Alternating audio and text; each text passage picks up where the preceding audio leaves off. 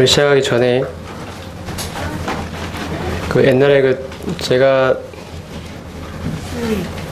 잘 읽는 이 토저라는 사람이 쓴 책을 잘 읽었는데요, 최근에. 토저를 소개하려는 게 아니고 그 내용에 이런 게 있었습니다. 제가 공감이 가라서 소개를 하는데,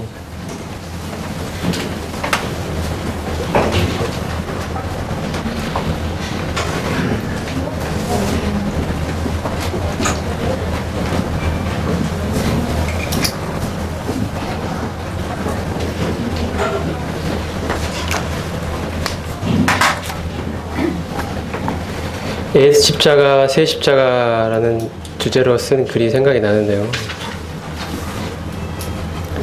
예수 십자가하고 새 십자가가 뭐냐면, 옛날에 복음 전하던 사람들, 요새 복음 전하는 사람들이 어떻게 메시지가 다른지에 관한 것입니다. 이 예수 십자가라고 표현한 건 뭐냐면, 십자가가 뭐죠, 여러분? 십자가는 죽음을 사형틀이죠, 사형틀. 십자가가 말하는 것은 예수 그리스도께서 우리를 위하여 십자가에서 죽으셨 그 사형틀을 말하기도 하지만, 또 십자가는 뭐냐면 내가 죽은 곳이 바로 십자가입니다. 내가 죽은 곳. 옛날에 복음 전하던 사람들은요, 우리가 십자가에 못 박혀 죽었다는 사실을 말했다는 것이죠. 그 전에 하나님 없이 죄를 짓고 살아오던, 자기가 주인이 되어 살아오던, 내가 인정받고 내가 만족을 얻고 하는 것이 참 그 속성이었던 그 옛날의 내는 십자가를 못 박혀 죽었다는 것을 복음 전할 때 말을 했다는 것입니다. 그것이 복음의 일부였다는 것입니다. 그게 복음의 내용을 이루고 있었다는 것입니다. 그때 토저가 말하기를, 요새 복음 전하는 사람 들어보면, 여러분, 하나님은 당신을 사랑하십니다. 하나님이 얼마나 당신을 사랑하는지 아십니까? 여러분이 예수님만 믿으면 하늘나라에 갈 수 있습니다. 여러분 죽어서 지옥에 가겠습니까? 하늘나라에 가겠습니까? 뭐가 좋습니까, 여러분? 지옥에 가야 되겠습니까? 하늘나라 가셔야죠. 예수님 믿으십시오. 예수님 믿으면 하늘나라 갈 수 있습니다. 이것만을 말한다는 것입니다. 십자가는 여러분 죽음입니다. 주님이 죽은 것도 있지만 나의 옛사람이 죽은 십자가입니다. 요새 전하는 복음은 나는 여전히 살아서 그 살아있는 자기가 하나님도 섬기고 종교적인 일을 하도록 내버려 둔다는 거죠. 내가 죽었다는 것을 말하지 않는다는 것입니다. 그것이 요새 복음 전하는 사람들의 복음의 특징이라는 것입니다. 자기 위주, 이기적인 복음입니다. 하늘나라 가고 싶은 것도 다 자기가 좋아서 가는 거죠. 자기 때문에. 내가 지옥에 가는 것보다 내가 천국 가는 게 내가 좋으니까. 자기 이익을 위해서 그렇게 믿는 것입니다. 예수님도. 자기는 죽고 그리스도께서 자기 안에 사시는, 이게 없는 겁니다.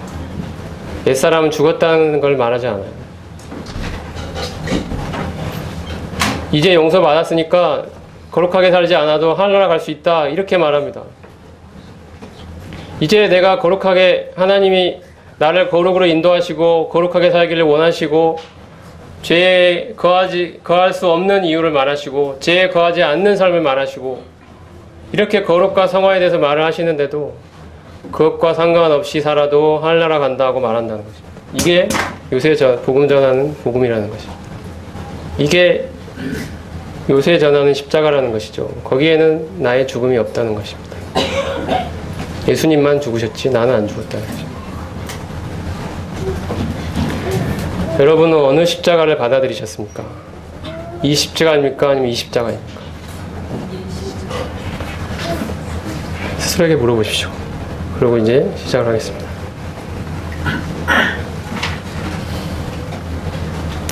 이전에 1982년도에 이런 일이 있었다고 합니다. 괌이라는 거 아시죠? 괌. 미국령으로 되어 있는 신혼여행 많이 가는 괌. 그 괌이라는 곳에서 1982년에 어떤 일본인 병사가요, 나이가 든 병사가 정글에서 걸어 나왔어요. 실제 있었던 일이에요. 이 병사는 1945년 일본이 2차 세계대전 때 미국에 항복을 하고 일본군이 다 돌아간 뒤에도 그 정글에 혼자 남아서 82년이니까요. 37년 동안 정글에 혼자 살아온 사람이었습니다. 그가 일본에 돌아가지 않고 정글에 남았던 이유는 단 한 가지였습니다. 일본이 항복했다는 사실을 믿지 않았기 때문입니다. 일본은 항복할 리가 없어. 절대 그런 일은 있을 수 없어. 나는 그걸 믿을 수가 없어. 전쟁은 끝났습니다 하는 뉴스가 곳곳에서 들려와도 그는 귀를 막고 그런 일은 있을 수 없는 일이야. 그거는 가능하지도 않고 있어서도 안 되는 일이야. 나는 믿을 수가 없어라고 하면서 그 귀를 막고 37년이라는 세월 동안 그 깊고 깊은 정글에서 혼자 살아왔다는 것입니다. 그는 이미 자유의 몸이 되었지만 스스로 만든 감옥 안에서 37년간의 세월을 살아왔던 것입니다. 82년이 되어서야 겨우 그는 그 감옥을 빠져나왔습니다. 37년 동안 그는 무엇을 하고 있었던 것입니까? 이미 자유의 몸이었는데도 믿지 않았기 때문에 그는 자유를 누릴 수가 없었던 것입니다. 여러분, 성경은 우리가 이미 죄의 권세로부터 자유와 해방을 얻었다라고 해방 선언을 하셨습니다. 이것은 저의 이야기가 아니라 성경의 말씀입니다. 죄는 우리를 다스릴 지배권을 상실했다고 말씀하십니다. 그런데도 우리는 그 사실을 믿지 않죠. 믿지 않으므로 누릴 수 없는 것입니다. 사실은 믿지 않는 것입니다. 믿는다고 하면서도. 그럴 리가 없지. 나는 지금도 죄를 지었어.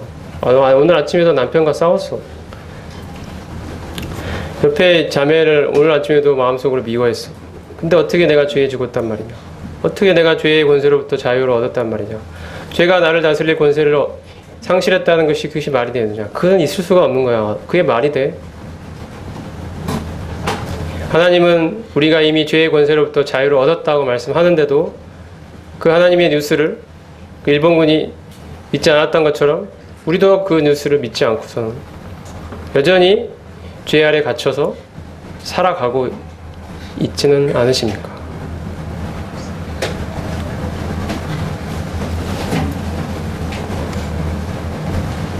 말씀을 보십시오. 죄가 너희를 주관치 못한다고 말씀하십니다. 죄에게서 해방되어 의에게 종이 됐다고 말씀합니다. 이것은 이미 이루어진 일입니다.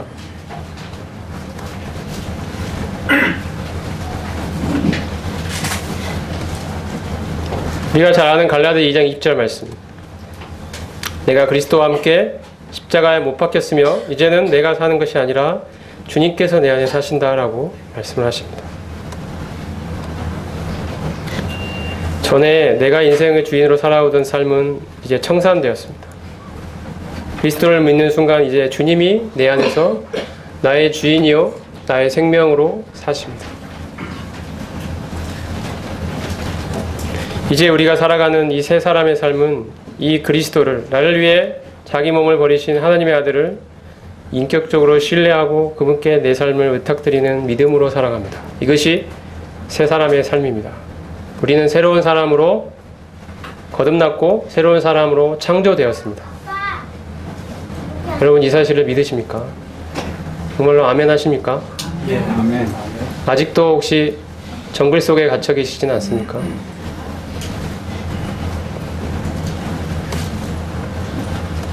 옛사람, 새사람 아까 말씀드렸는데요. 옛사람은 예수와 함께 십자가에 못 박혔다고 로마서 6장 6절에 말씀하고 계십니다.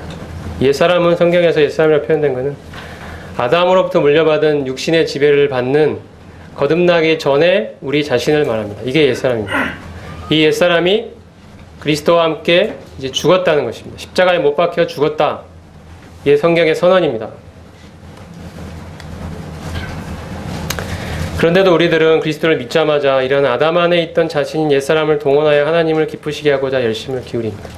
우리의 의도는 선하지만 우리는 많은 섬김과 종교활동을 통해 이러한 옛사람을 더 보기 좋게 만들고 심지어는 그리스도를 닮은 모습으로 만들고자 애를 씁니다.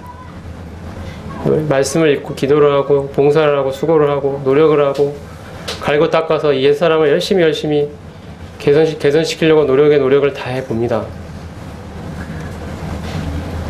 근데 하지만 옛사람은 결코 개선이 되지 않습니다. 여러분이 해왔던 10년의, 20년의, 30년의 노력이 성공을 거두셨나요? 혹시 아직도 이 문제로 고민하고 계신 분이 계시다면 스스로에게 질문을 던져보십시오. 옛사람은 개선되어야 되는 존재가 아니라 죽어야 되는 존재입니다. 하나님이 이미 옛사람을 죽여 놓으셨습니다. 여러분 이 사실을 믿기만 하면 됩니다. 정말로 믿으십시오.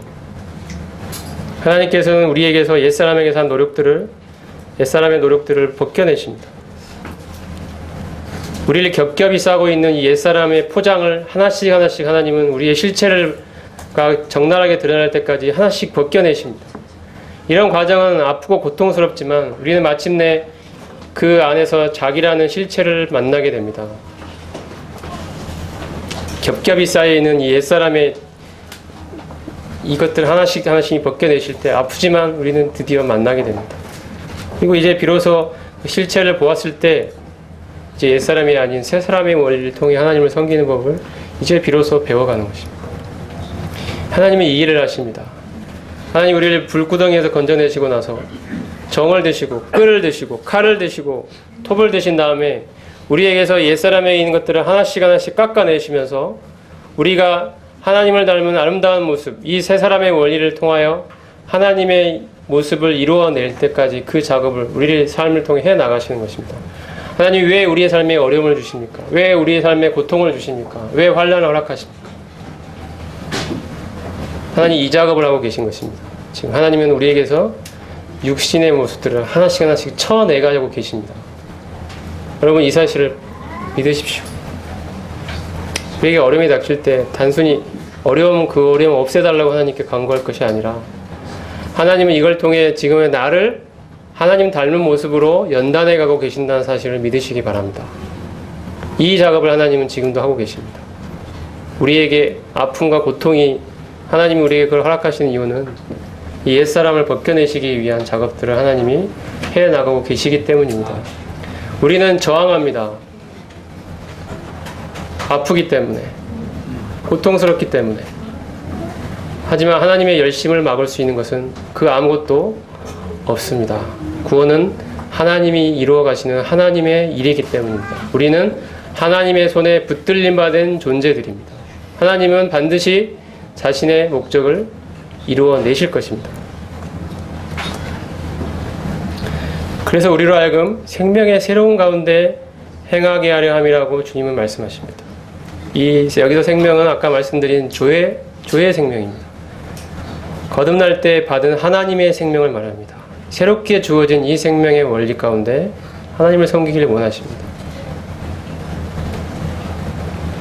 저는 주변에서 하나님을 향한 열심이 많이 있고 그동안 많은 오랜 세월 동안 주님을 섬겼다고 하는 분들 중에 때로 이런 자기 확신, 자기 노력, 자기 만족, 자기 열심 이런 것에 사로잡혀 계신 분들을 보는 경우가 종종 있습니다.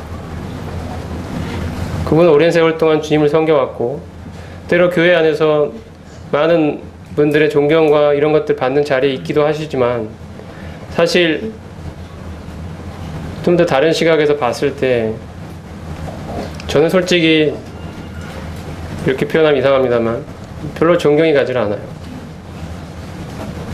주님에게서 난 것인지 자기에게서 난 것인지를 보이기 때문에 자기가 아까도 말씀드렸습니다만 자기가 교회 안에서 어떤 평판을 받는지에 관심이 많고요. 다른 성도들이 나를 어떻게 보느냐에 관심이 초점이 많고요. 내가 얼마나 내 말이 권위를 가지고 성도들이 내 말을 듣는지 여기에 관심이 많고요. 내가 얼마나 높임을 받고 있는지에 관심이 많은 그런 마음으로 주님을 향한 열심을 내고 수고를 하고 헌신을 하고 이걸 주님이 받으시겠습니까, 여러분? 우리는 죽은 자들입니다. 우리를 향하여 하나님의 시선처럼 죽음을 선포해야 됩니다. 우리는 죽은 자들입니다. 그리스도만이 우리를 통해 사셔야 합니다. 이것이 새 사람의 원리입니다. 이것이 하나님의 길입니다. 여러분 매일의 삶에서 나는 죽고 주님이 내 안에 사시는 삶을 살고 계십니까? 내가 어떠한 취급과 어떠한 평판을 받든지 간에 나는 죽은 자입니다.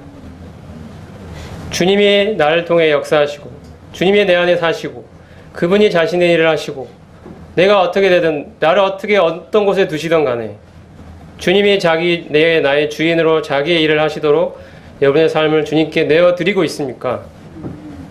오늘 던지는 메시지는 이것입니다.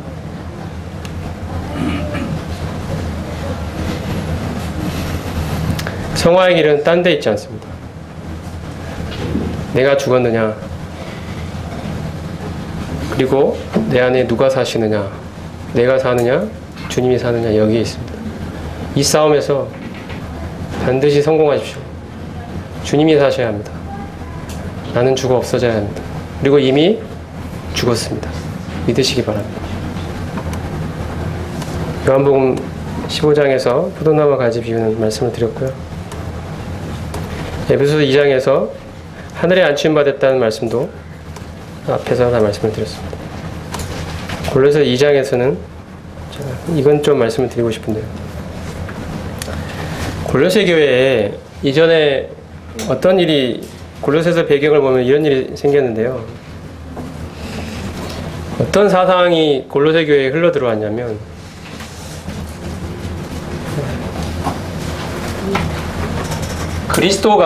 그리스도가 정말로 소중하고 중요한 분이란 건 맞는데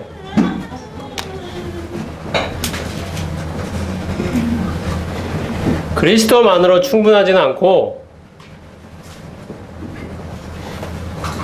뭔가가 더 필요하다는 겁니다. 거룩을 이뤄가는 데 있어서 특히나 우리가 받은 이 그리스도만으로 충분하지 않고 자기 열심, 자기 노력, 종교적 형식, 자기 억제, 절기, 월삭, 안식일, 먹고 마시는 것, 천사 숭배, 스스로 몸을 괴롭게 하고 겸손하게 하는 모양들, 이런 것들이 좀 들어온 것입니다. 그리스도만으로는 충분하지 않다. 이런 것들이 있어야 거룩을 이루지 않겠느냐 하는 것이죠. 이것이 골로새 교회에 들어왔습니다. 여기에 대해서 사도 바울이 과감하게 펜을 든 것이 바로 골로새서입니다. 그리고 골로새의 결론은 그리스도만으로 충분하다는 것입니다. 그리고 우리도 그 안에서 충분한 자가 됐다는 것입니다. 골로새서가 던지는 메시지는 이것입니다. 우리는 정말 그리스도만으로 충분하다고 고백하고 있는가 하는 것입니다. 그 안에는 신성의 모든 충만이 육체로 거하시고 너희도 그 안에서 충만하여졌으니 너희가 세례로 그리스도와 함께 장사한 바 되고 또 죽은 자들 가운데서 그를 일으키신 하나님의 역사를 믿음을 말미암아 그 안에서 함께 일으키심을 받았느니라. 사도 바울은 머리 대신 그리스도의 연합을 붙들지 않고 종교적인 형식과 금욕주의, 율법주의, 또 자기 억제적인 노력, 이런 것, 인간의 노력을 중요시하는 종교적 사고가 교회 안에 침투해 들어왔을 때 경고하면서 우리가 그리스도 예수를 주로 받았으니 그 안에서 행하라고 말씀하고 있습니다. 골로새 3장은 그리스도와 함께 우리가 이처럼 죽고 함께 살리심을 받았기 때문에 이제 위의 것을 찾으라고 또 이야기합니다. 여기서 핵심적인 내용은 우리 생명이신 그리스도라는 부분입니다. 여기 가운데 있는 네 번째 줄, 우리 생명이신 그리스도. 주님께서 내 안에 나의 생명으로 살아계시다는 것입니다. 주님이 나의 생명이라고 고백한다는 것입니다.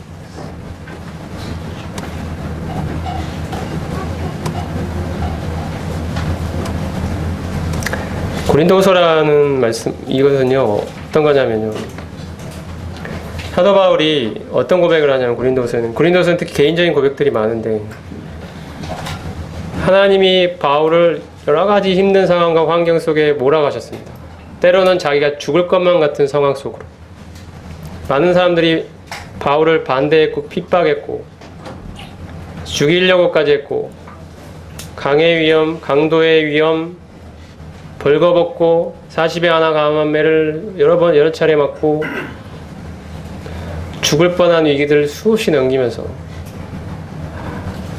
그렇게 생명의 위협을 수없이 넘기는 삶을 살면서도 바울이 고백하는 것은 그는 그런 삶 가운데서도 매이지 않았고 낙심하지 않았고 망하지 않았다고 말합니다.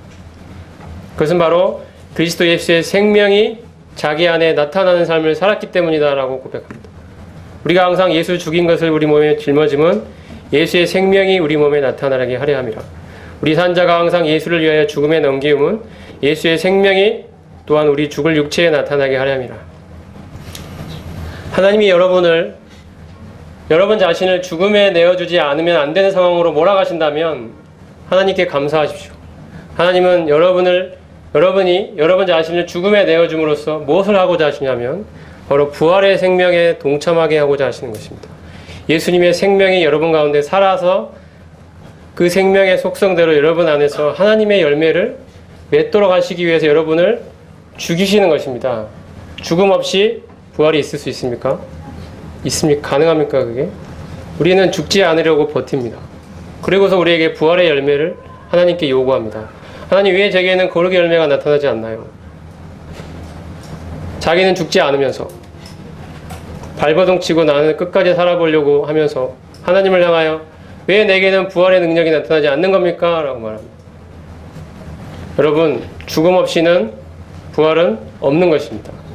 죽음 없는 부활을 생각이라도 할 수 있겠습니까? 하나님이 여러분을 여러 상황들 가운데서 정말 자기를 죽음에 내어줘야 되는 상황으로 몰아가시는 경우가 많이 있습니다. 크고 작은 상황들 속에서 나는 내가 이제 죽을 것 같다, 이런 상황들이 있잖아요. 왜 그렇게 하시냐는 것입니다. 죽음을 통해 부활을 맛보도록 하시려는 것입니다. 부활. 여러분이 진정으로 자기를 죽음에 내어주는 경험을 해보셨다면 부활의 생명으로 나오는 게 무엇인지 이해를 하실 것입니다. 죽지 않으려고 버티면 부활의 생명도 없습니다.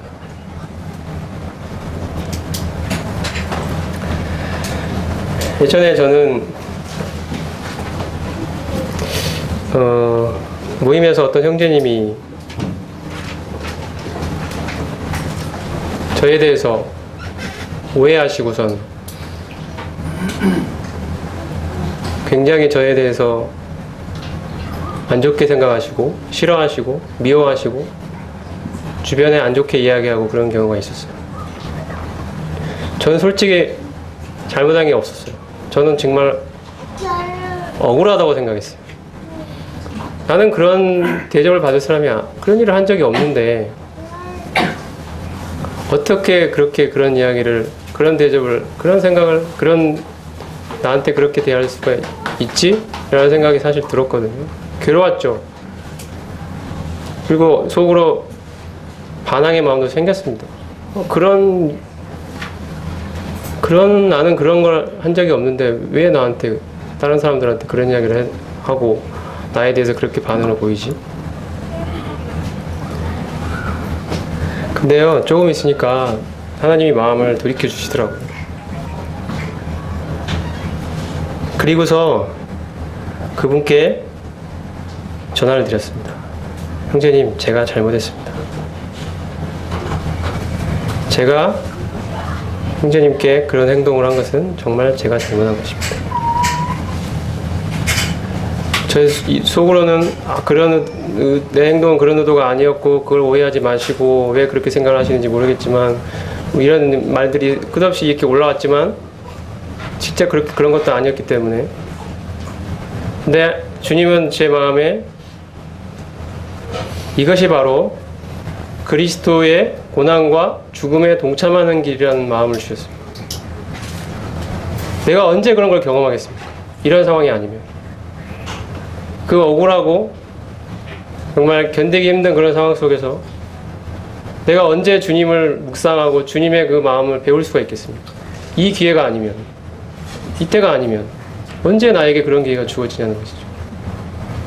그분을 향하여 전하게 되고 오랜 세월 동안, 오랜 시간 동안 잘못했습니다, 용서해 주십시오, 이렇게 하면서 제 마음속으로 많이 울고 있었습니다. 주님의 낮아지심과 주님의 고난과 주님의 그 마음을 생각해 보면서 마음속으로 내가 주님의 그 고난과 주님의 낮아지심에 동참하고 있구나.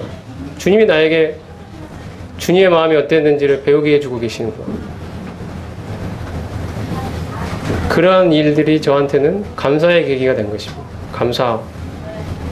그리고 저는 그 억울함을 이기고 그런 사람도 품어낼 수 있는 부활의 생명으로 나타난 것입니다. 그 순간에, 그 경험을 통해서.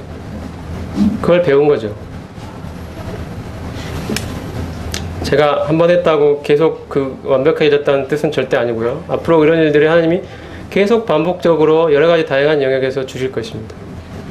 자기를 죽음에 내어줘야 되는 상황들, 그를 통해서 부활의 능력, 부활의 삶에 동참하도록 하시는 이러한 것들, 이게 저희는 우리 모임의 안에, 교회 생활에, 성도들과의 관계에서, 부부간의 관계에서, 부모와 자식 간의 관계에서 이런 원리가 차고 넘쳐야 된다고 생각합니다. 교회가 얼마나 주님의 모습으로 변화되겠습니까? 이 안에 다른 성도에 대한 험담도 사라지고요. 다 주님을 닮는 것이 인생의 목표가 되어버린 사람들이 살고 있는 교회를 상상해 보십시오. 내가 어떻게 하면 주님을 배울 수 있을까? 저기 설거지를 하면서도 내가 어떻게 하면 여기서 주님의 겸손과 주님의 섬김을 배울 수 있을까? 이 앞에 말씀을 전하면서도 내가 어떻게 하면 내가 아니라 주님이 나를 통해 능력으로 나타나는 것을 여기서 배울 수 있을까? 기도를 하면서도 성령께서 내 안에 사셔서 성령의 기도를 드리는 그 기도는 어떤 기도일지 내가 경험해 보고 싶다. 내가 기도하면 다른 성도들이 어떻게 생각할까? 이런 데 관심이 있는 게 아니고요. 때로 받는 오해 속에서도 이 주님이 걸어가셨던 길이니 기쁘게 생각하고 달게 받고 자기를 낮추고 주님을 높이고 이런 마음으로 모여있는 성도들, 이런 게 주님의 교회입니다. 이게 그리스도의 생명이 살아있는 교회입니다. 주님과 함께 죽고 주님과 함께 살았다고 고백하는 자들이 모여있는 것이 바로 하나님의 교회입니다. 그리스도의 생명이 살아있는 교회입니다.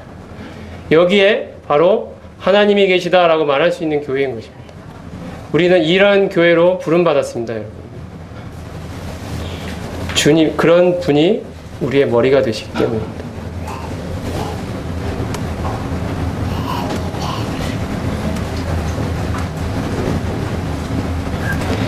정리를 해보겠습니다. 그리스도의 연합은 주님의 사역, 주님의 죽으심과 부활과 승천을 나의 것으로 동일시할 수 있다는 것입니다.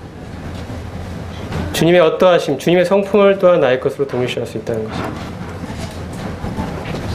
그래서 우리는 하나님께서 나를 그리스도와 연합시키신 사실을 올바로 먼저 알아야 합니다. 이것은 단순한 지식적인 알미 아니라 성령께서 깨닫게 하시는 경험적인 알미를 말합니다. 나의 삶에서 내가 간절히 주님 앞에서 구하고 찾았을 때 성령께서 내 마음에 비춰주셔서 내 마음이 열리고 내 눈이 열리고 이제 하나님이 주시는 자유와 평안 속으로 들어가는 그런 알미를 말하는 것입니다. 내가 이 연합을 머리로 이해했다 알았다, 그게 중요하지 않습니다. 성령께서 깨닫게 해주셨느냐, 그리고 그것을 나의 삶에서 정말로 누리고 있느냐, 여기에 이 문제에서 우리는 실수하지 말아야 합니다. 저는 여담처럼 드리는 말씀이, 그리스도 연합에 대해서 알았다고, 남들은 모르는데 나는 알았다, 남들은 깨닫지 못했는데 나는 깨달았다는 사실이 자기 우월감이 돼가지고 다른 성도들을 비판하고 판단하고, 너는 모르는데 나는 알아, 너는 아직도 나보다 한 단계 밑이야, 너는 더 깨달아야 돼, 더 알아야 돼, 너는 아직 육적인 그리스도인이고 나는 영적인 그리스도인, 이렇게 되는 분들을 보게 돼요. 주변에 많지는 않지만 그런 분들을 보게 됩니다. 저는 여기 이 자리에서 말씀드릴 수 있습니다. 그런 분들은 깨달은 게 아니에요. 그런 분들은 아는 게 아닙니다. 그리스도를 닮은 인격이 자기 안에서 살아서 역사하는 그 사람이 진정으로 아는 사람입니다. 남을 비판하고 남에게 판단의 잣대를 들이대고 남과 나를 구분시켜내고, 이것은 그리스도께서 그 안에 사시는 사람이 아닙니다. 여기서 실패하지 말아야 됩니다. 나는 안다. 나는 깨달았다. 이것이 나의 삶을 통해 나타나야 합니다. 삶의 열매로. 인격의 열매로. 주님을 닮은 모습으로. 그 나무는 열매를 보아 안다고 주님이 말씀하셨습니다. 깨달았다. 깨달았다면 삶으로 보여주십시오.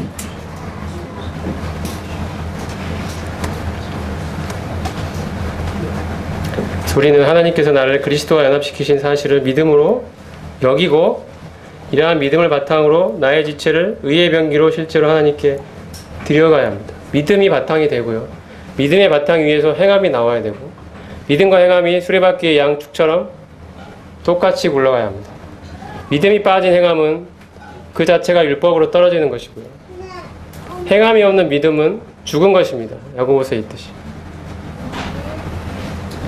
믿음이 기초가 되어서 하나님이 이미 이루신 사실에 대한 것을 믿는 믿음으로 거기에 대한 나의 인격적인 반응으로 실제 삶에서 행하는 것입니다.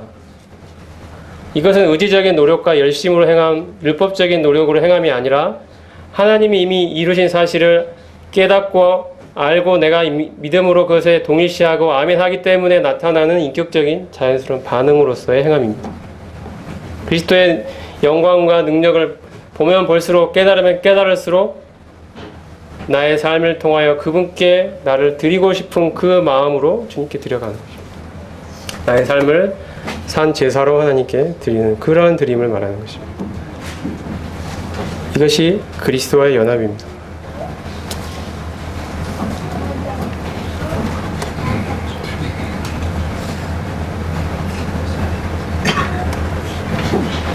빌립보서에서 바울은 이런 고백을 했습니다. 내가 또한 모든 것을 해로 여김은 내 주 그리스도 예수를 아는 지식이 가장 고상함을 인함이라. 내가 그리스도와 그 부활의 권능과 그 고난의 참여함을 알려하여 그의 죽으심을 본받아 어찌하든지 죽은 자 가운데서 부활에 이르려 하느니. 사도 바울의 인생의 목표는 주님의 고난과 주님의 부활에 이르는 것이었습니다. 주님의 고난과 주님의 죽으심에 동참하고 그를 통하여 죽음을 이기고 부활하신 주님의 부활의 능력에 또한 동참하는 것입니다. 고난과 죽음에 동참하고 부활의 능력에 동참하고 그의 주님의 죽으심이 어떤 것인지를 알고 주님의 살아나심이 어떠한 살아남이신지를 아는 것이 자기의 삶을 통하여 알아내는 것이 그의 인생의 목표였습니다. 주님을 조금이라도 더 알기를 원하는 것이 그의 인생의 목표였습니다. 그러기 위해서 그는 주님처럼 자기를 죽음에 내어줬고 그를 통하여 주님의 능력으로 부활의 능력으로 다시 살아나는 것을 경험했던 것입니다. 여러분, 이것이 성도의 삶입니다. 그리스도와 연합된 자가 걸어가는 삶입니다. 여러분, 이런 영광된 삶으로 하나님이 우리를 불러주셨습니다. 얼마나 영광스럽고 복되고 귀하고 가치 있는 삶입니까? 내가 내 안에서 그리스도를 살아낼 수 있다면, 옛날에 모임에 19세기에 영국에 살았던 모임의 형제님 중에 로버트 체프만이라는 분이 있었습니다. 그분은 전도 유망한 변호사였습니다. 20세 초에 자기 법률 사무실을 열고 주변에 많은 변호사들로부터 전도 유망한 정말 앞으로 앞길이 창창한 그런 변호사로 이름을 떨치고 있을 무렵에 이분은 예수님을 믿게 됐습니다. 그리고 예수님을 믿고 삶이 변화되어서 당시 영국에서 가장 가난한 사람들이 모여 사는 빈민 사람들이 사는 그런 반스테이플이라는 곳으로 거처를 옮기고 거기서 가난한 자들 속에서 그들을 섬기면서 복음을 전하는 삶을 살기 시작했습니다. 그의 고백은 이것이었습니다. 그리스도를 전파하는 사람은 많이 있다. 하지만 그리스도를 살아내는 사람은 많지 않다. 나의 목적은 그리스도를 살아내는 것이다. My aim is to live Christ. 이렇게 고백했습니다.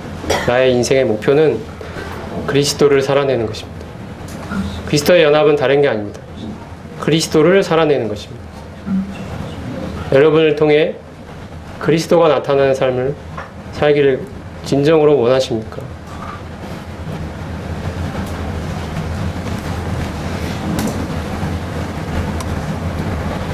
제가 준비한 찬송이 하나 있는데요. 한번 감상을 해보십시오.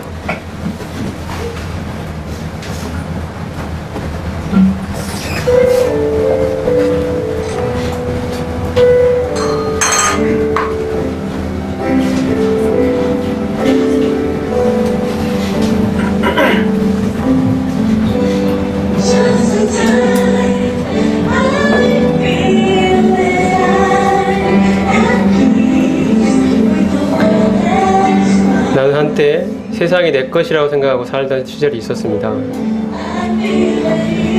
내 마음은 평안하고 어떠한 어려움도 없었습니다. 난 내가 혼자가 아니라는 사실을 알고 있었습니다. 그런 평안한 삶 속에서 어느 날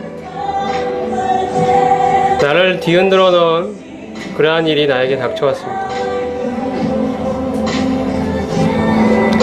나는 그로 인해서 내가 지금 가지고 있는 것이 충분하지 않으며 나는 성장해야 한다는 사실을 이제 알게 된 것입니다.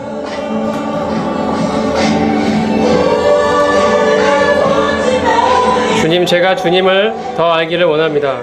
제 마음 깊숙한 곳에서 제가 주님을 더 알기를 원합니다.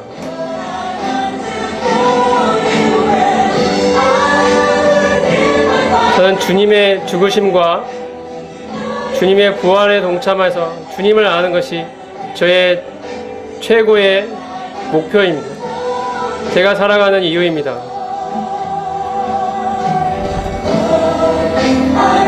저는 주님을 알기를 원합니다.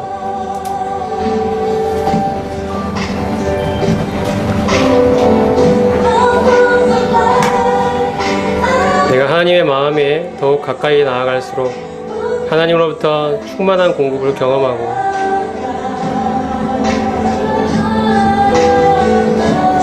이것이 나에게 힘을 주고 나를 살찌우고 내 마음을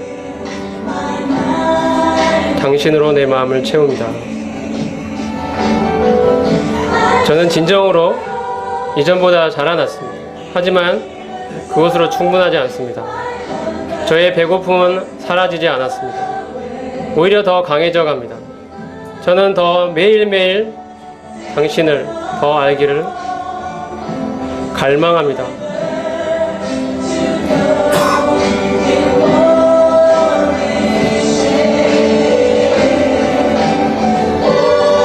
주님, 제가 주님을 더 알기를 원합니다. 정말 제 마음 깊숙한 곳에서 주님을 더 알기를 원합니다.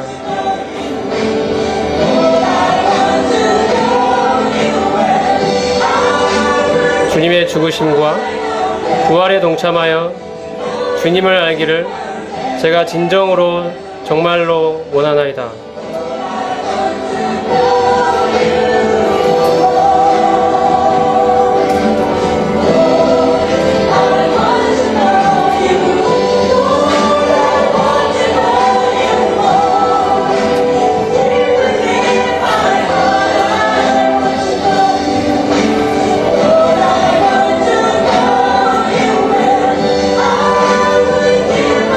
여러분의 고백이 되시기를 바랍니다.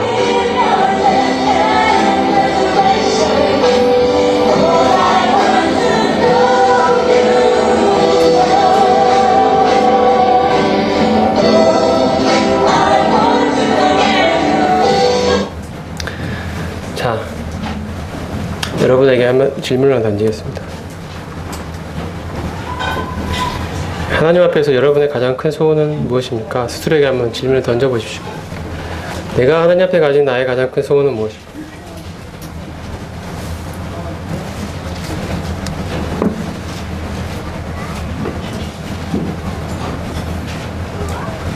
나는 뭘 가장 원하는지 진실되게 한번 물어보십시오. 스스로에게. 그리고 나서 이런 말씀들을 드려가겠습니다. 시편 기자가 이런 고백을 했죠. 나는 의로운 중에 주의 얼굴을 보리니 깰 때의 주의 형상으로 만족하리이다. 시편 27편에서는 내가 여호와께 청하였던 한 가지 일 곧 그것을 구하리니 곧 나로 내 생전에 여호와의 집에 거하여 여호와의 아름다움을 앙망하며 그 전에서 사모하게 하시는 것이라. 만약 하나님이 나에게 한 가지 네 소원이 무엇이냐, 네가 원하는 것이 무엇이냐, 나에게 요청할 것이 한 가지를 구하러 한다면 무엇을 말하겠느냐고 물으신다면 제가 하나님께 구하고 싶은 단 한 가지는 이것입니다. 제가 제 생전에 하나님의 집에 거하며 하나님의 아름다움을 앙망하며 그 전에서 하나님을 사모하면서 사는 것입니다. 하나님, 당신의 아름다움과 당신의 영광을 내 마음으로, 내 영혼으로 느끼고 경험하고 보고 충만하게 사는 것입니다. 주님으로 충만해져 가는 것입니다. 이것이 저의 소망입니다. 이것이 저의 단 한 가지 소원입니다. 하나님. 이렇게 시편 27편 그러겠습니다. 시편 42편에 하나님이여 사슴이 시냇물을 찾기에 갈급한같이 내 영혼이 주를 찾기에 갈급하나이다 고백해주십니다. 93편에서는요. 하나님이여 주는 나의 하나님이시라. 내가 간절히 주를 찾되 물이 없어 마르고 곰핍한 땅에서 내 영혼이 주를 갈망하며 내 육체가 주를 앙모하나이다. 내가 주의 권능과 영광을 보려 하여 이와 같이 성소에서 주를 바라보았나이다. 주의 인자가 생명보다 나음으로 내 입술이 주를 찬양할 것이라. 주님, 저는 물이 없어 마르고 곰핍한 땅과 같습니다. 저는 끝없이 주님을 갈망합니다. 제 마음은 여전히 배고픕니다. 저는 여전히 목이 탑니다. 주님, 주님이 저를 채워주십시오. 주님이 저의 모든 것이 아니십니까? 주님의 그 놀라운 영광을 저로 하여금 보게 해주십시오. 주님을 더 알기를 원합니다.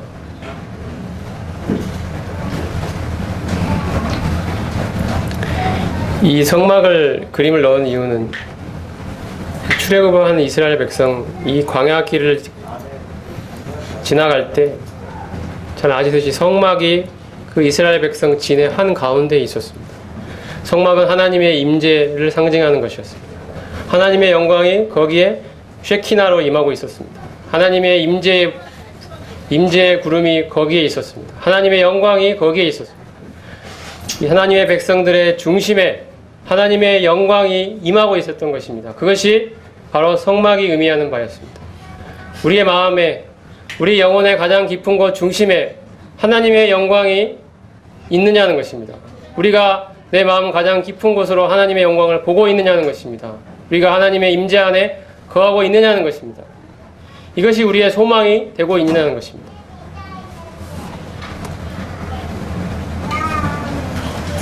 시편 84편에 이렇게 이야기를 합니다. 만군의 여호와여 주의 장막이 어찌 그리 사랑스러운지요. 내 영혼이 여호와의 공정을 사모하여 쇠약하며 내 마음과 육체가 생존하신 하나님께 부르짖나이다. 여호와의 궁정을 사모하여 쇠약함. 하나님의 영광을, 하나님의 임재가 있는 그곳을 사모하여 쇠약해질 정도로 그렇게 간절하게 사모했다는 것입니다. 이것이 시편 기자들의 공통적인 고백입니다. 하나님의 임재 앞에서 살아갔던, 하나님의 영광을 더 한치라도 보기를 더 원했던 그 하나님의 사람들이 걸어갔던 길입니다. 지금까지 하나님의 사람들이 이렇게 걸어왔습니다. 비록 소수이지만. 그리고 우리가 걸어가야 할 길도 바로 이 길입니다. 하나님이 부르고 계신 길, 하나님의 영광을 보고 그분의 거룩과 그분의 영광에 참여하는 길, 그분의 아름다운 형상이 나를 통해 이루어지는 그 길, 이 길로 하나님이 여러분을 부르고 계십니다. 우리가 걸어가야 할 우리의 길입니다. 스스로에게 질문을 던져보십시오. 나는 내 마음 깊은 곳에서, 그 중심에서 하나님을 닮고 싶은 갈망이 끝없이 타오르고 있는지, 아니면 전에 타올랐었는데 지금은 포기하고 해도 안 되더라 하면서 포기해버리고 어떻게 되겠지 하면서 벌써 10년, 20년 이 무기력하고 이런 모습으로 살아오지는 않았는지, 주변을 봐도 그렇게 사는 사람 뭐 찾아보기 힘들더라, 다 이렇게 사는 거야 라고 포기해버리지는 않았는지, 이거는 진짜 바울과 같은 사람이나 사는 삶이지, 이게 어떻게 나 같은 일반 성도가 이렇게 살아갈 수 있겠어, 그렇게 생각하고 있지는 않은지. 여러분 안에 하나님의 생명이 있다면 하나님을 향한 이 열망을 포기할 수 없을 것입니다. 이 언어가 자기가 태어난 그 생명의 그 원천을 향하여 그 물살을 거슬러 올라가는 그 엄청난 그 생명의 힘을 여러분은 알고 계시죠? 그 자기가 태어난 그 생명의 원천을 향하여 그 자기 몸에 수십 배, 수백 배가 되는 그 물결을 헤치고 연어는 강의 상류로 거슬러 올라갑니다. 거기에 자기의 생명이 있기 때문에 하나님이 자기의 생명을 우리 안에 두셨습니다. 이 생명은 누구를 가리키냐면 하나님 자신을 가리키고 있습니다. 우리는 우리 마음 깊숙한 곳에서, 내 영혼 깊숙한 곳에서 하나님께서 우리 안에 하나님을 향한 끝없는 타오르는 열망을 우리 안에 심어 주셨습니다. 우리가 끝내 외면하지만 않는다면, 끝내 거기에 눈길을 딴 데로 돌리지만 않는다면,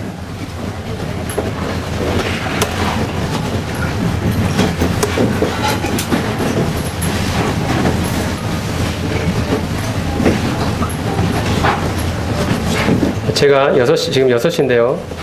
6시 25분까지 시간을 쓰겠습니다. 그리고 김준할 형제님께서 아마 환영 인사 말씀이 있으실 것 같아서 형제님께 시간을 좀 드리기 위해서 제가 30분에 마치는 걸로 알고 있기 때문에 한 20분, 25분 사이에 마치도록 하겠습니다. 그리고 저녁 때 또 1시간 정도 말씀을 이어가도록 하겠습니다.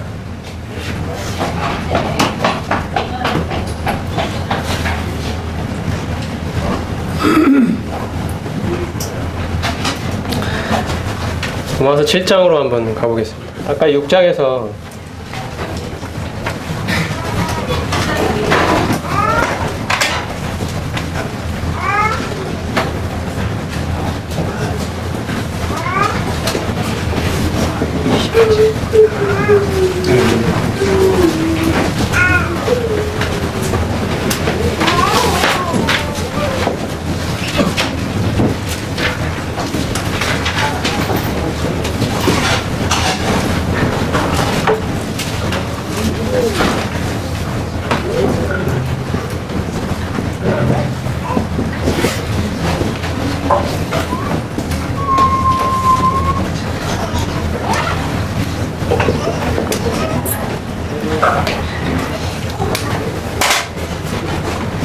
지금까지 드렸던 중요한 이야기들은 사실상 우리가 그리스도와 연합하여 죄에 대해 죽었다는 말씀이었습니다. 이 로마서에서 그 로마서 6장, 7장, 8장에 나타난 죄는 전부 다 단수형으로 되어 있습니다. 여러분이 나중에 찾아보시면 단수형입니다. 그리고 대부분의 경우에 그 앞에 정관사가 붙어 있습니다. 그래서 영어 성경에도 이걸 많이 빠뜨렸는데요. 원래대로 보면 the sin입니다. the sin. 이야기를 드리는 이유는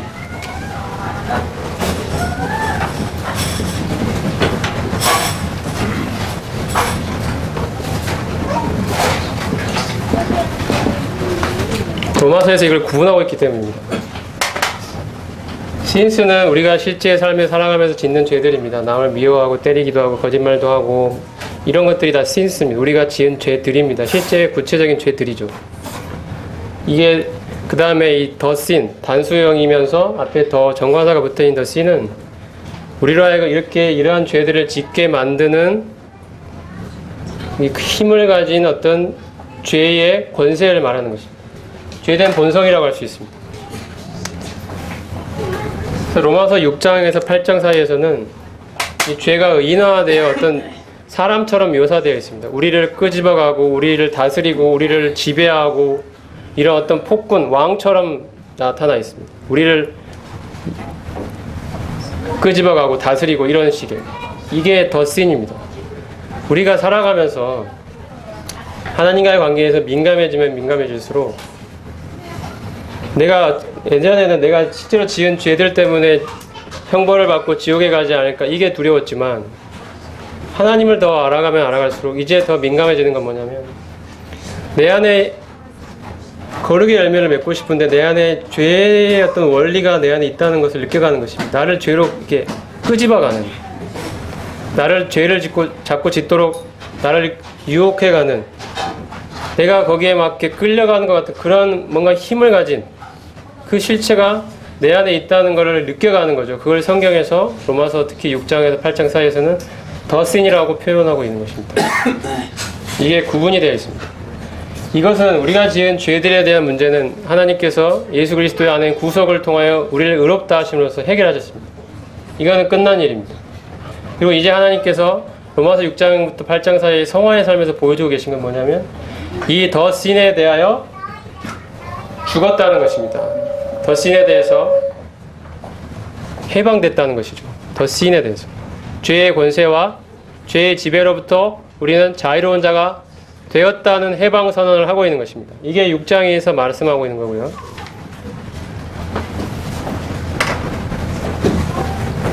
7장은 우리가 율법에 대해 죽었다라고 말합니다. 율법에 대해. 그러니까 율법하면 잘 안 다가와요. 저도 율법이 잘 안 다가옵니다. 왜냐하면 유대인이 아니기 때문에. 근데 이거를 우리랑 상관이 없느냐고 하면 그렇지 않습니다. 율법에 대해 죽었다는 말씀을 좀 더 보면요. 로마서 7장에서는 우리가 율법에 대해 죽임을 당했기 때문에 우리의 성화의 수단은 도덕적 율법이 아니라 그리스도와의 연합이라는 사실을 자세히 설명하고 있습니다. 이 말이 무슨 말이냐면 성화를 이뤄가는데, 거룩을 이뤄가는데 사람들이 취하는 어떤 하나의 방법이 있는데 그건 율법의 원리입니다. 자, 율법의 원리가 뭐죠?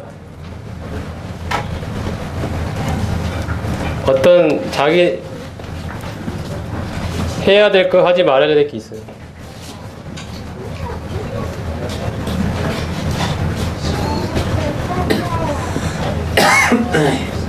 자기 스스로 해야 될 거 리스트가 있고요. 하지 말아야 할 게 리스트가 있어요. 해야 될 게 뭐가 있죠?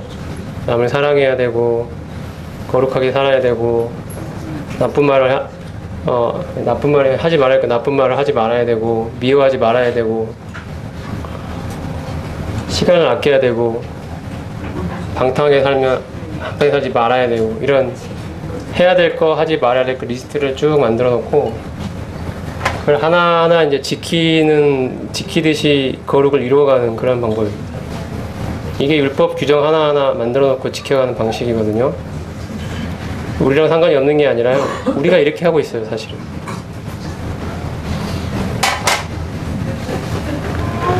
율법에 대해서 많은 이야기들이 있습니다만 어떤 사람들은 우리가 율법에 대해 죽었다는 이 말씀은 율법이 갖고 있는 측면 중에 율법을 잘 보시면 제사예식, 예식과 의식과 관계된 부분들이 있고요.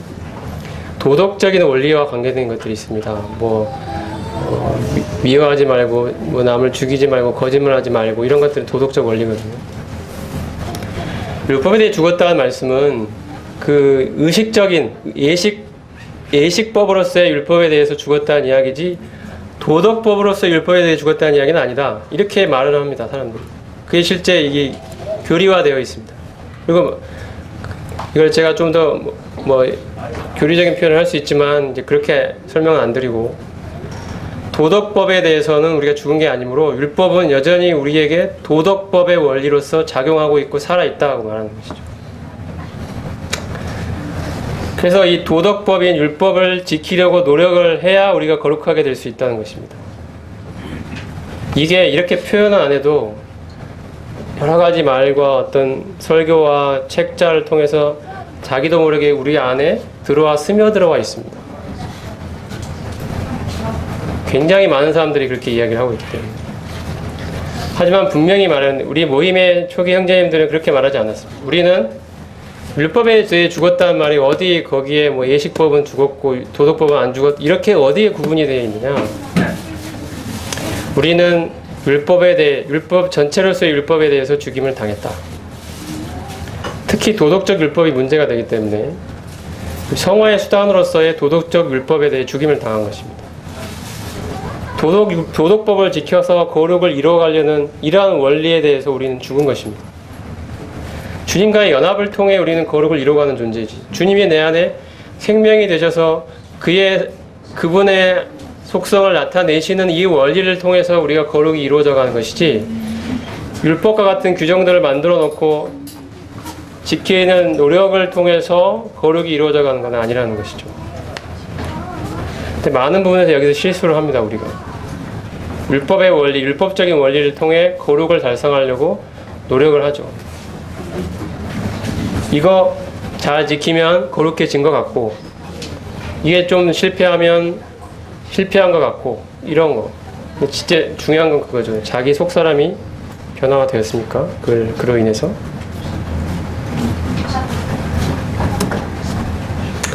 너희도 그리스도의 몸으로 말미암아 율법에 대하여 죽임을 당하였으니 이는 다른 이고 죽은 자 가운데 살아나시는 이에게 가서 우리로 하나님을 위하여 열매를 맺히게 하려 합니다. 하나님을 위해 맺히는 이 거룩의 열매는 율법의 원리가 아닌 율법에 대해 우리는 죽임을 당했고 그리스도와의 연합의 원리를 통해서 맺어진다. 로마서 7장이 말하는 겁니다. 7장 서두에서 바울은 결혼이라는 강력한 결속관계가 죽음으로 인해 깨어진다는 것을 말합니다. 우리 또한 율법에 대해 죽음으로써 율법 아래 묶여있던 관계에서 해방되었고 부활하신 그리스도와 연합되어 이제 새로운 생명의 원리로 하나님을 향해 거룩의 열매를 맺어가는 삶을 살게 되었다. 이 사실을 7장에서 말하고 있습니다. 왜 율법이 안 되느냐? 왜 율법의 원리를 통해서 거룩이 안 되느냐? 그걸 잘 이해하는 게 중요한데요.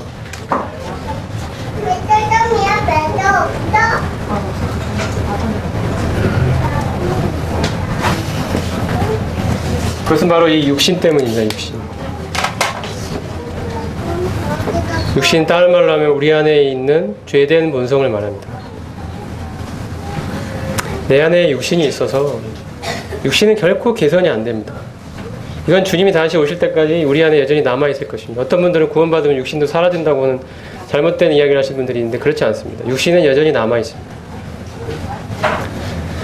근데 우리 안에 하나님의 생명이 또 들어온 거죠. 그래서 우리 하나님의 생명의 원리로 육신을 제압하는 것입니다. 육신이 사라지는 게 아니라.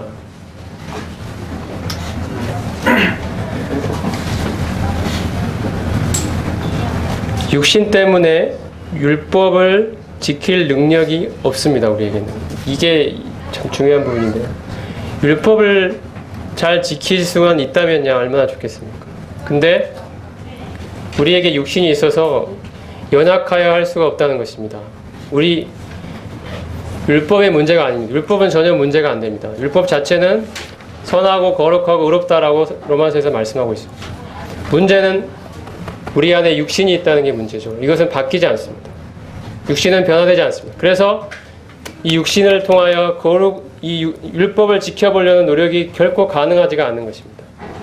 실패할 수밖에 없습니다. 우리가 왜 계속적으로 거룩의 진보가 나타나 보이지 않고 계속 다람쥐 쳇바퀴 돌듯이 어제는 성공한 것 같은데 오늘은 실패하고 그래서 좀 더 결심하고 노력을 해서 이제는 더 성공해봐야지 한 것 같은데 또 실패하고 수양에 갔다 왔을 때는 막 은혜 받아가지고 한 일주일 동안 뭐 능력 있게 사는 것 같은데 또 뭐 한 달쯤 지나면 도로 자기 자신으로 돌아가 버리고 여전히 남편을 향하여 짜증을 내고 여전히 다른 성도에 대해서 판단을 하고 있고 여전히 인내하지 못하고 있고 여전히 다른 사람을 사랑하지 못하고 있고 온유하지 못하고 있고 내 안에 기쁨과 참된 삶의 만족으로 충만한 삶이 펼쳐지지 않고 10년 전이나 지금이나 앞으로 10년 후나 그렇게 똑같이 무기력하고 연약한 모습으로 살아가야 되는 것이 우리의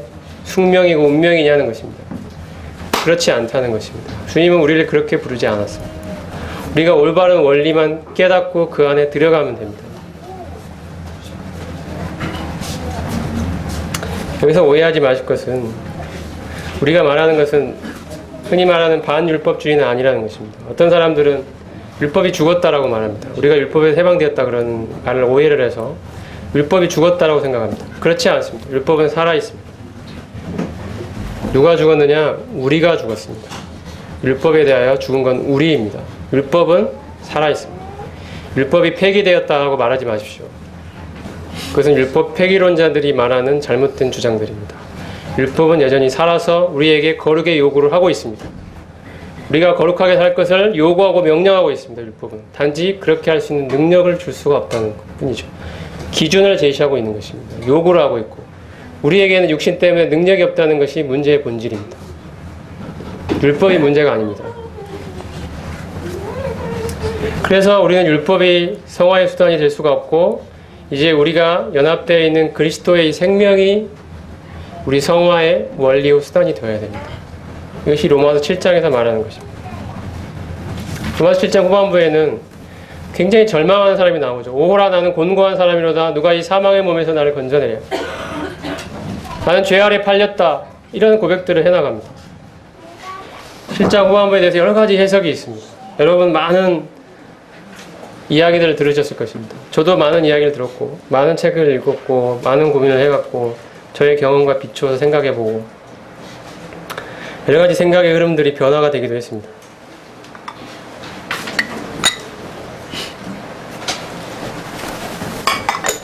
여기서 근데 말씀드리고 싶은 게 하나 있는데, 저는 어디서 답을 얻었냐면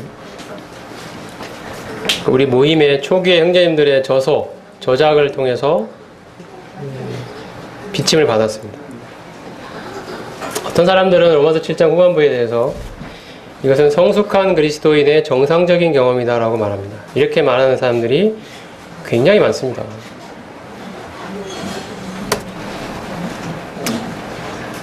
과연 그런가요?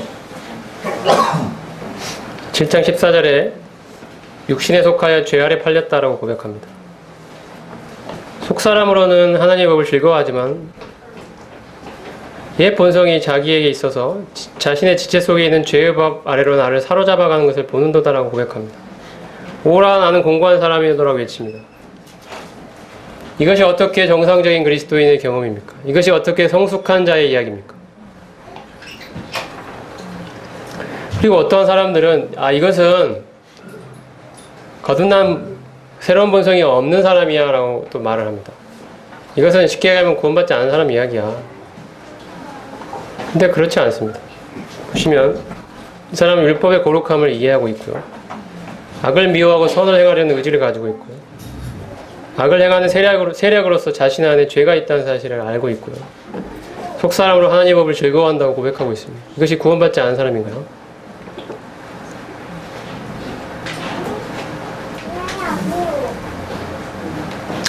로마서 7장 후반부는 거듭난 본성은 있지만 율법의 원리 아래에 있는 사람들의 이야기입니다. 율법의 원리를 조차 여전히 거룩을 이뤄보려고 하는 사람의 절망적인 상황이 묘사되어 있습니다. 로마서 7장은 주제가 율법에 관한 것입니다. 율법 자체는 선하다, 거룩하다, 의롭다, 우리에게 그 거룩의 기준을 보여주고 있고 요구하고 있다. 근데 우리에겐 육신이 있지 않느냐. 그런데도 이 율법의 원리를 조차 성화를 달성하고자 하면 이런 경험으로 떨어질 수밖에 없다고 말하는 것이 7장 후반부입니다. 이 바닥에 깔려있는 기본적인 전제는 우리에게 육신이 있다는 사실을 전제하고 있습니다. 이 율법의 원리를 조차 여전히 성화를 달성하고자 하는 그 원리 아래에 있는 사람이 고백할 수밖에 없는 고백들. 죄 아래 팔렸다. 죄의 법 아래로 나를 사로잡아간다. 오라 나는 공고한 사람이다. 이런 고백을 하는 것입니다. 이것은 해방을 경험하지 못한 사람들의 이야기입니다.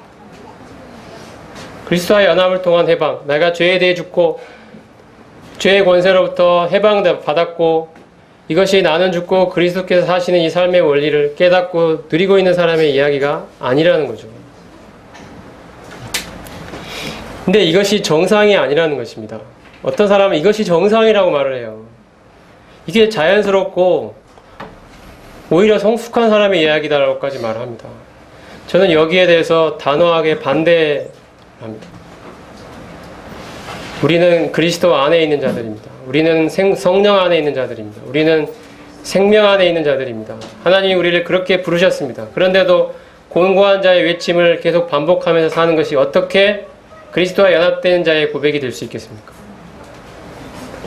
이것은 새로운 본성은 있지만 여전히 율법 아래에 있는 사람들의 이야기입니다. 율법 아래에서 나오십시오. 율법의 원리조차는 계속 이런 고백을 할 수밖에 없습니다.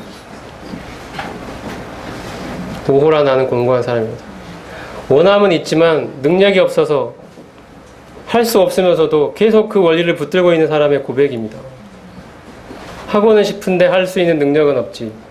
그런데 거기서 그 원리에서 빠져나오지는 못하고 계속 그 원리는 붙들고 있지. 그러니 얼마나 괴롭고 힘들겠습니까? 그래서 빨리 나오라는 것입니다. 그리스도와의 연합을 통한 거룩의 이 성화의 길로 오라는 것입니다. 해방을 발견하시고 해방을 누리십시오.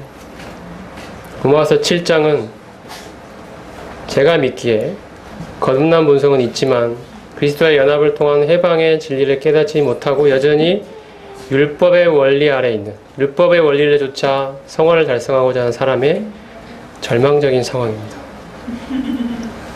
왜 이렇게 생각하는지 나중에 더 기회가 있으면 더 자세하게 말씀을 드릴 수 있습니다. 여기서는 이 정도 하고요. 제가 어떤 책이 이 그리스도의 연합이라는 책이 있고 이 연합과 성장이라는 책이 후속으로 나와 있습니다. 이것이 먼저 쓴 책이고 그 다음인데요. 제가 여기서 했던 이야기들이 이 그리스도의 연합이라는 책에 많이 소개되어 있고 또 지금 후반부에 하고 있는 이야기들은 연합과 성장이라는 책에 소개가 되어 있습니다. 이 책의 2부에 성화편이거든요. 2부가 1부는 구원편, 2부는 성화편, 3번은 교회편, 4번은 종말에 관한 것입니다. 이 거룩에 관한 이야기, 성화에 관한 이야기가 궁금하시면 이 책을 참고하시면 도움이 될 거라고 생각을 합니다. 마지막으로 이 시간을 마치기 전에 로마서 8장에서 말하는 그 해방된 삶을 보기 전에 여기서 여기까지 이야기를 하고 저녁으로 넘어가도록 하겠습니다. 자, 그랜트라는 형제님이 북미의 그 유명한 성경 교사였습니다. 19세기 말 20세기 아주 초까지 19세기 말에 주로 활동했던 그랜트라는 형제님이 이런 이야기를 했습니다.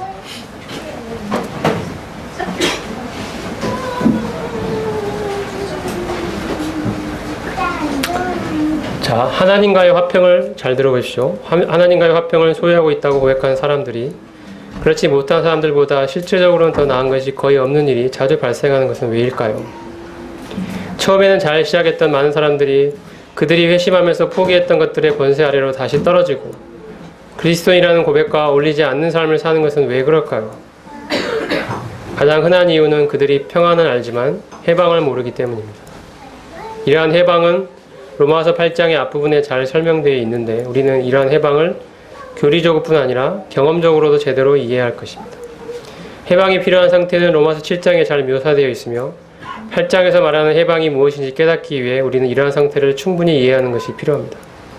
사람들이 경험적으로 이러한 상태를 통과해야 하는 이유가 바로 여기에 있습니다.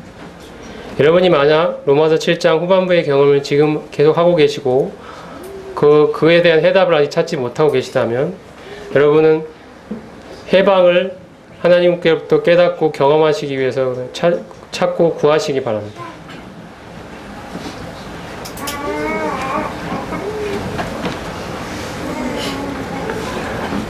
로마서 7장의 이 사람은 그 안에 거하는 죄의 폭정 아래에서 육신에 속하여 죄 아래 팔린 상태에 있습니다. 죄와 사망의 법으로 인해 충동을 받아 그는 자신이 미워하는 것들을 행합니다. 해방은 바로 이러한 상태에 적용되는 것입니다.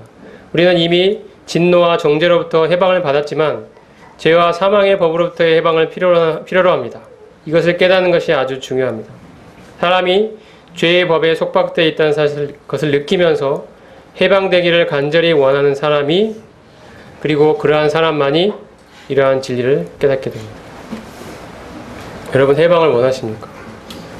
계속 죄의 폭정 아래서 죄의 지배 아래서 신음하며 살기를 원하십니까? 안 그러면 죄의 지배에서 해방을 받아 하나님이 원하시는 거룩의 열매를 자기의 삶을 통해 맺고 실제 자기의 삶이 하나님을 닮은 모습으로 변화되기를 원하십니까?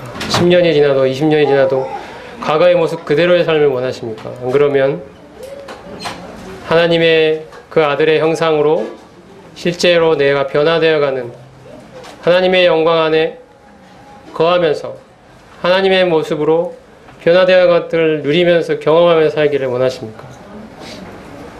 그리스도의 생명이 내 안에 살아서 역사하면서 계속적으로 나에게 새로운 원동력과 다이내믹한 삶을 살도록 만들고 내 안에 하나님을 향한 끝없는 갈증과 열망으로 타오르면서 하나님이 원하시는 대로 그리스도의 고난과 부활에 참여하면서 그분을 더욱더욱 알아가는 내면의 성장, 하나님을 닮은 변화, 실제의 삶에 나타나는 능력, 이것을 찾고 진실로 원하십니까?